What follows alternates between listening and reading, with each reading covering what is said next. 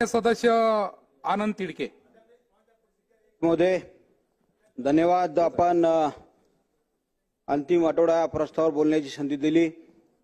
अध्यक्ष महोदय, माझ्या मतदारसंघामध्ये जिल्हा रुग्णालय आणि मेडिकल कॉलेज आहे. माझ्या मतदारसंघामध्ये मेडिकल कॉलेज असल्यामुळे त्या ठिकाणी कुठली व्यवस्था त्या ठिकाणी त्या रुग्णालयामध्ये नाहीये अध्यक्ष महोदय. आणि रुग्णालयामध्ये अतिशय घाणीचं साम्राज्य त्या ठिकाणी साचलेलं आहे. अक्षरशः रुग्णांना त्याचा त्रास त्या ठिकाणी होत आहे. अक्षरशः घाणीच्या साम्राज्यामुळे त्या ठिकाणी डुकरांचा वावर त्या ठिकाणी होतोय. गेल्या आठवड्यामध्ये एका रुग्णाला त्या ठिकाणी डुकरांनी चाव घेतलेला आहे. यासाठी आपल्याला त्या ठिकाणी उपाययोजना करण्यासाठी आपल्या माध्यमातून मी सरकारला विनंती करतोय.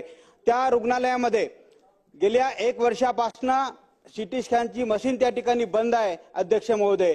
कारण तर त्या ठिकाणी गोरगरीब पेशंट त्या ठिकाणी येत आहेत, त्यांना कुठली व्यवस्था त्या ठिकाणी होत नाहीये. गोरगरीब पेशंटांना त्यांना देण्यासाठी पैसे नसतात. त्यामुळे आपण शासनाच्या माध्यमातून ती सीटी स्कॅनची जे मशीन आहे ते आपण उपलब्ध करून द्यावी, आपल्या माध्यमातून शासनाला मी विनंती करतोय.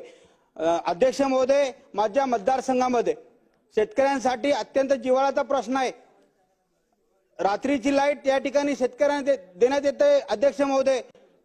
कारण त्या आता रबीचा हंगाम असल्यामुळे शेतकऱ्यांचा अतिशय जिव्हाळ्याचा प्रश्न आहे. आपण शेतकऱ्यांना किमान 8 तास सकाळची लाईट या ठिकाणी देण्यात यावी, ही विनंती आपल्या माध्यमातून मी सरकारला या ठिकाणी करणार आहे अध्यक्ष महोदय. कारण शेतकऱ्यांचा जो विषय आहे अतिशय गंभीर विषय आहे. रात्रीची लाईट असल्यामुळे शेतकऱ्यांना विचुकड्याचा त्या ठिकाणी त्रास होत आहे, सापदोष या ठिकाणी होत आहे. त्यासाठी आपण शेतकऱ्यांना दिवसाची लाईट देण्याचं निवेदन आपण आपल्या माध्यमातून सरकारला या ठिकाणी करावं, ही विनंती आपल्या समोर या ठिकाणी करतोय अध्यक्ष महोदय. मला या प्रस्तावावरती बोलण्याची संधी दिली त्याबद्दल धन्यवाद. जय हिंद, जय महाराष्ट्र. सन्माननीय सदस्य